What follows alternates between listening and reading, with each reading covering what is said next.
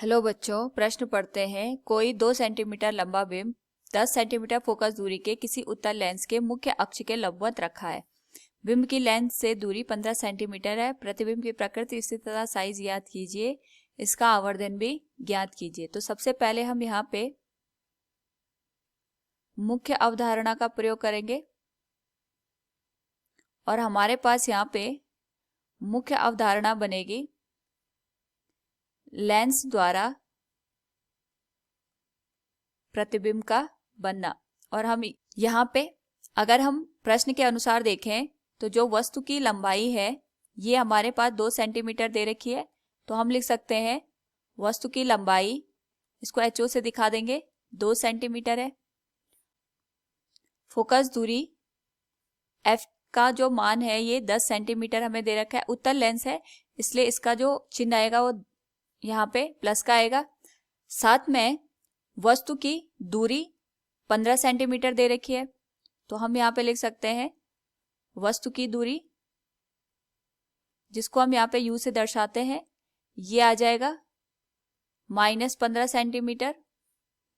हमें यहाँ पे प्रतिबिंब की प्रकृति, स्थिति तथा साइज ज्ञात करना है।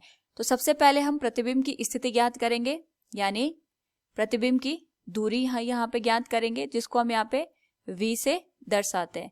तो प्रतिबिंब की दूरी ज्ञात करने के लिए हम यहाँ पे लेंस सूत्र का प्रयोग करेंगे और हमारे पास यहाँ पे लेंस सूत्र बताता है 1/V माइनस 1/U बराबर 1/F के बराबर होता है। V प्रतिबिंब की दूरी है, U वस्तु की दूरी है और F हमारे पास फोकस दूरी है। V का मान हमें ज्ञात करना है। वस्तु की दूरी -15 सेंटीमीटर आ जाएगी, फोकस दूरी 10 सेंटीमीटर आ जाएगी। तो जो V है हमारे पास, इसको ज्ञात करने के लिए 1/10 माइनस माइनस का प्लस हो जाएगा। LHS को RHS में ले जाने पे ये जो मान है ये ऋण का हो जाएगा, ये हो जाएगा -1/15। तो यहाँ पे अगर हम इसका मान लिखें ये हो जाएगा 1/V बराबर LCM हमारे पास 30 आ जाएगा और हम इसको लिख सकते हैं 10 × 30, 15 दूनी 30। तो जो V का मान है ये हो जाएगा हमारे पास +30 सेंटीमीटर के बराबर। तो जो हमने यहाँ पे प्रतिबिंब प्राप्त किया है लेंस द्वारा, ये 30 सेंटीमीटर की दूरी पे हमें ज्ञात हुआ है। अब हमें यहाँ पे जो प्रतिबिंब बना है उसका साइज और उसकी प्रकृति भी बतानी है। उसके लिए हम यहाँ पे आवर्धन का यूज करेंगे और हमारे पास जो आवर्धन होता है ये हमें बताता है कि जो हमने प्रतिबिंब यहाँ पे ज्ञात किया है इसकी लंबाई कितनी ज्यादा या कम है हमारे पास वस्तु की लंबाई के। तो हम यहाँ पे इसका अनुपात ले सकते हैं। M बराबर हो जाएगा प्रतिबिंब की लंबाई बटे वस्तु की लंबाई। और यहाँ पे जो प्रतिबिंब की लंबाई है इसको हम HI से दिखा रहे हैं और वस्तु की लंबाई को HO से। तो जो हमारे पास लेंस होता है, लेंस की स्थिति में आवर्धन को हम V/U के बराबर लिखते हैं। V हमारे पास प्रतिबिंब की दूरी होती है और U वस्तु की दूरी होती है। इस स्थिति में अगर हम M का मान देखें तो V हमारे पास 30 सेंटीमीटर निकल के आया है और U हमारे पास -15 सेंटीमीटर निकल के आया है। तो यहाँ से आवर्धन का जो मान होगा ये होगा -2 के बराबर।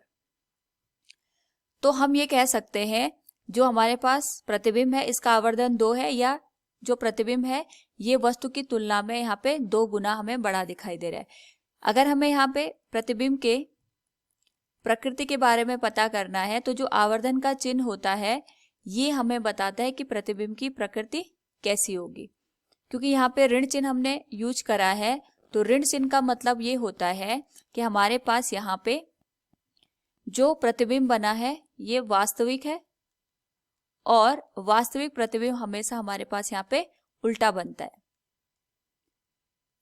साथ में अगर हमें यहाँ पे प्रतिबिंब का साइज पता करना है तो उसके लिए हम यूज करेंगे M बराबर HI/HO बराबर V/U।